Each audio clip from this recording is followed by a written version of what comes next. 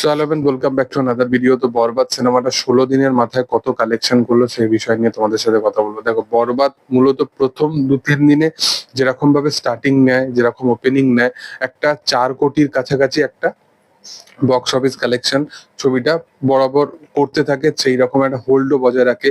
3,80,00,000, 3,88,00,000 এইরকম kind of collection কিন্তু একদিনেই করতে থাকে, মানে একটা ইন্ডিভিজুয়াল দিনেতেই করতে থাকে। এবার বরবাদের যেরকম মাল্টিপ্লেক্স চেনের যে বক্স অফিস কালেকশনটা, যেটা তুফান, দরদ এইসব সিনেমার থেকে অনেক অনেক ফার ফার বেটার, যেখানে 60-65 লাখের ওই যে কালেকশনটা, সেটাকে কিন্তু তারা প্রচন্ড পরিমাণে হোল্ড করতে সক্ষম হয়েছে। সেটা 15 দিনের মাথাতেই হোক না কেন, 14 দিনের মাথাতেই হোক না কেন। এবং সিনেমাটা ইটসেলফ এখনো পর্যন্ত যেটা শোনা যাচ্ছে সেটা হচ্ছে 8-9 কোটি টাকা শুধুমাত্র মাল্টিপ্লেক্স এবং ন্যাশনাল প্লেক্স থেকেই সিনেমাটা কালেকশন করেছে।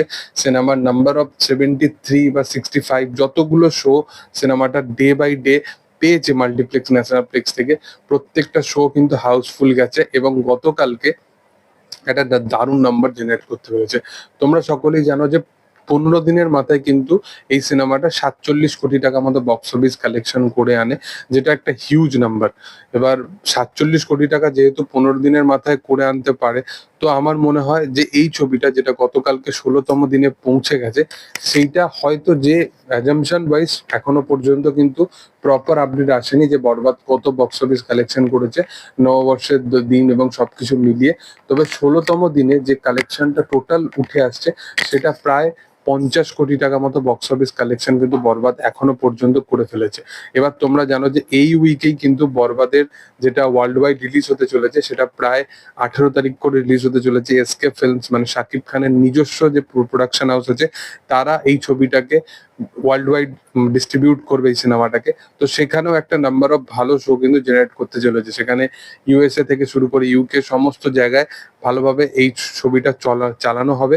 তারপরে ওয়েস্ট বেঙ্গলের যে রিলিজটা, সেটা আমার মনে হয় না যে মে মাসের বা জুন মাসের আগে কোনোভাবেই সেই জিনিসটা সম্ভাবনা আছে। তবে এখনো পর্যন্ত শাকিব খানের বরবাদ যদি ইটসেলফ কালেকশন ভালো করতে পারে, তাহলে বাংলাদেশের যে সমস্ত ডিস্ট্রিবিউটার আছে তাদেরকে কিন্তু এই সিনেমাটাকে সাপোর্ট করতে হবে। তবেই গিয়ে যে বেঞ্চমার্কটায় সিনেমাটা পৌঁছাতে চাইছে, সেই বেঞ্চমার্কটার মধ্যে যে ফ্রিডমটা চাই এই সিনেমাটার জন্য, সেটা কিন্তু খুব দরকার। এবং দেখার যে আপকামিং দিনে আরো কত বেটার কালেকশন আনতে পারে। তবে অলরেডি 50 কোটি কালেকশন কিন্তু আমার অ্যাজাম্পশন ওয়াইজ হয়ে গেছে, কারণ গতকালকে নববর্ষ ছিল এবং সেই দিনকে যে সমস্ত ভিড় উদযাপন করতে পেরেছে বড় বড় সিঙ্গেল স্ক্রিন এবং বড় বড় মাল্টিপ্লেক্স চেনগুলোতে, সেগুলো কিন্তু সত্যি দুর্দান্ত ছিল।